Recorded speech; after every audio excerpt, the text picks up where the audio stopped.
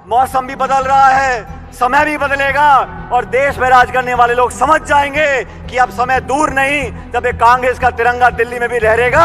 आप आगे बढ़ें, हम सब आपके साथ रहेंगे।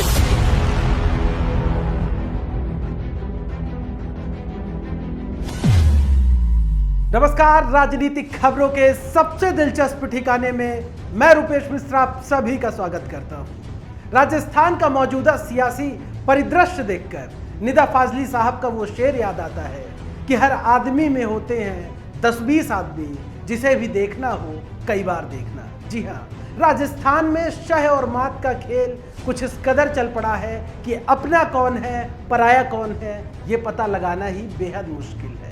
लिहाजा आज की अपनी खास रिपोर्ट में हम आपको बताएंगे कि कैसे वसुंधरा राजे और अशोक गहलोत ने पायलट को उसी कदम पर चलने के लिए मजबूर कर दिया है जिस कदम पर हनुमान बेनीवाल और किरोड़ी लाल मीणा को भी चलना पड़ा था। देखिए हमारी खास रिपोर्ट। मौसम भी बदल रहा है, समय भी बदलेगा और देश में राज करने वाले लोग समझ जाएंगे कि अब समय दूर नहीं जब एक कांग्रेस का तिरंगा दिल्ली में भी लहरेगा। आप आगे बढ़ें, हम सब आपके साथ रहेंगे। जी हाँ, बिल्कुल ठीक सुना आपने। ये वही पायलट हैं जो कभी कांग्रेस का परचम दिल्ली में लहराने का दंभ भरा करते थे, लेकिन वक्त बदला और अब पायलट राजस्थान से ही कांग्रेस का झंडा उखाड़ने पर आमदा हैं। खैर, ये वक्त गर्दिश है, इससे ज्यादा कुछ भी नहीं।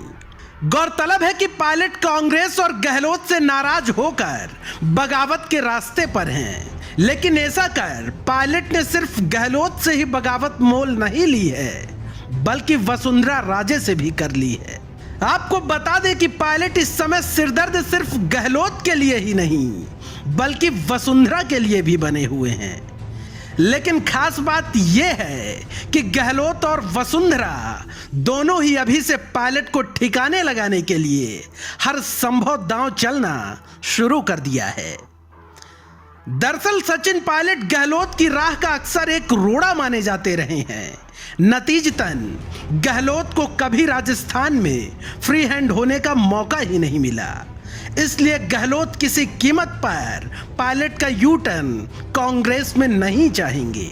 वही बात वसुंधरा की करें तो वसुंधरा के लिए भी पायलट सिरदर्द से कम नहीं, क्योंकि पायलट यदि कांग्रेस में यू टर्न नहीं करते हैं तो भाजपा में भी जाना पायलट के पास एक विकल्प शेष है।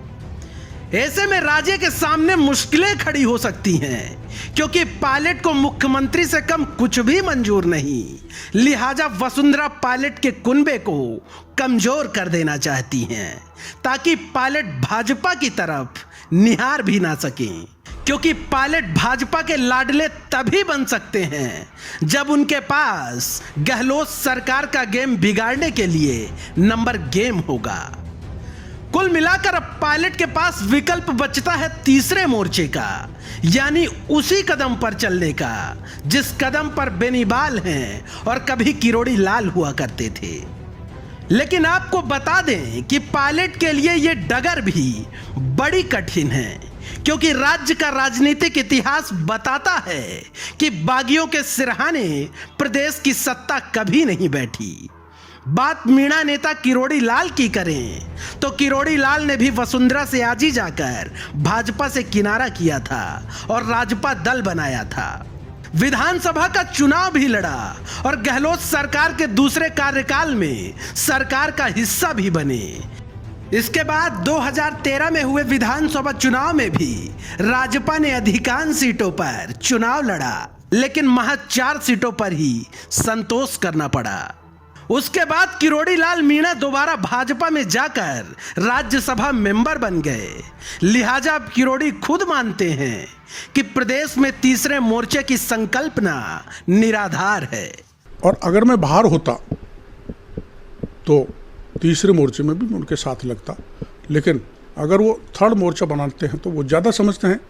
मैं तो थर्ड मोर्चे में विफल हो गया, पर चूंकि वो पूरे राजस्थान घूमे हैं पीसीसी चीफ के नाते, तो हो सकता है वो सफल हो जाए।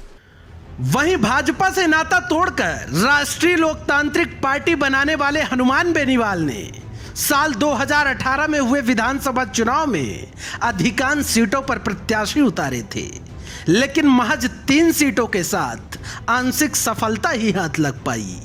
ऐसे में चर्चा यही है कि राजस्थान में भाजपा कांग्रेस से अलग तीसरे मोर्चे का विस्तार बेहद टेढ़ी खीर है।